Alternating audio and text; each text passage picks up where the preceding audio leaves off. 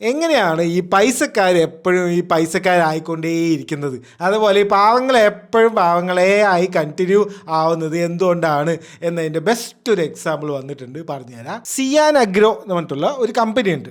എന്ത് കമ്പനിയാണെന്ന് വെച്ച് കഴിഞ്ഞാൽ അഗ്രോ പ്രോസസ്സിങ് കമ്പനിയാണ്. ഈ അഗ്രികൾച്ചർ റിലേറ്റഡ് ആയിട്ടുള്ള പല ബൈ പ്രോഡക്ട്സ് ഉണ്ടാക്കുന്ന കമ്പനിയാണ്. അപ്പോൾ കണക്കുകൾ ഇങ്ങനെയാണ്. ഈ സിയാൻ അഗ്രോ എന്ന് പറഞ്ഞിട്ടുള്ള കമ്പനിയുടെ ഷെയറുകൾ 3 കൊല്ലം മുന്നേ നിങ്ങൾ ഒരു 1,00,000 രൂപയ്ക്ക് ഇതിന്റെ ഷെയർ മേടിക്കാന്ന് വിചാരിക്കുക. ഇന്ന് അതിന്റെ വാല്യൂ എത്ര എന്ന് പറഞ്ഞു കഴിഞ്ഞാൽ 23 ലക്ഷം രൂപയാണ്. അതായത് 2200% അപ്പ് ആണ് ഈ ഒരു ഷെയർ. ഇനി വേണ്ട 3 കൊല്ലം വേണ്ട, 1 കൊല്ലം മുന്നേ നിങ്ങൾ 1,00,000 രൂപയ്ക്ക് ഈ ഷെയർ മേടിച്ചു കഴിഞ്ഞാൽ ഇപ്പം അതിൻ്റെ വാല്യൂ 6.5 ലക്ഷം രൂപയാണ്. അതായത് 550% ഹൈ കഴിഞ്ഞ 1 കൊല്ലത്തിൻ്റെ ഇടയിൽ. അപ്പം ഇത് കേൾക്കുമ്പോൾ നിങ്ങൾ വിചാരിക്കും ഇത് ഈ കോഴ്സൊക്കെ വിൽക്കുന്ന കുറേ തെണ്ടുകൾ വന്നിട്ട് അത് അന്ന് കൂടി ഇത് ഇന്ന് കൂടി എന്നൊക്കെ പറയുന്ന പോലെ ആണെന്ന് വിചാരിക്കും. എന്നാൽ ഇത് അങ്ങനെയല്ല. ഇതിൻ്റെ കാരണം ഒന്ന് ജസ്റ്റ് കേട്ടോ. ഈ സിയാൻ അഗ്രോൻ്റെ മാനേജിങ് ഡയറക്ടർ ആരാന്ന് ചോദിച്ചു കഴിഞ്ഞാൽ നിഖിൽ ഗഡ്കരി എന്ന് പറഞ്ഞിട്ടുള്ള ഒരാളാണ്.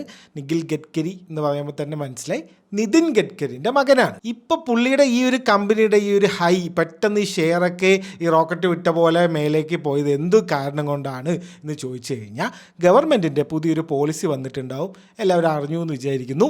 പെട്രോളിൽ ഇനി മുതൽ 20% എത്തനോൾ എന്ന് പറഞ്ഞിട്ടുള്ള സാധനം ആഡ് ചെയ്യാൻ പോവാണ്. പുതിയ കാറുകളൊക്കെ അതിന് കോമ്പാക്റ്റബിൾ ആണ്, അതുകൊണ്ട് പ്രശ്നമൊന്നും വരില്ല. പക്ഷേ പണ്ടത്തെ കാറുകൾ, ഈ പാവപ്പെട്ട ആൾക്കാരൊക്കെ മേടിക്കുന്ന കാറുകളില്ലേ, ഈ റോഡ് ടാക്സും വണ്ടിയുടെ ടാക്സും GSTയും ഒക്കെ അടച്ചിട്ട് ആണല്ലോ ഈ വണ്ടികൾ മേടിക്കുന്നത്.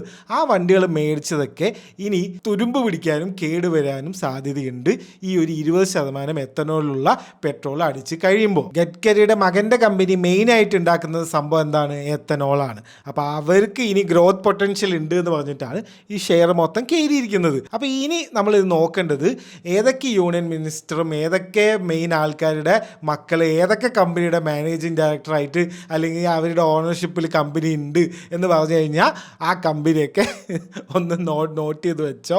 ഇന്നല്ലെങ്കിൽ നാളെ അതൊക്കെ ഇതുപോലെ ഒരൊറ്റ വാടം വിട്ട പോലത്തെ ഒരു കയറ്റം കയറും. ഇതൊരു ഫിനാൻഷ്യൽ അഡ്വൈസ് ആയിട്ടൊന്നും എടുക്കേണ്ട, കുറച്ച് കോമൺ സെൻസ് പറഞ്ഞു തന്നേ ഉള്ളൂ.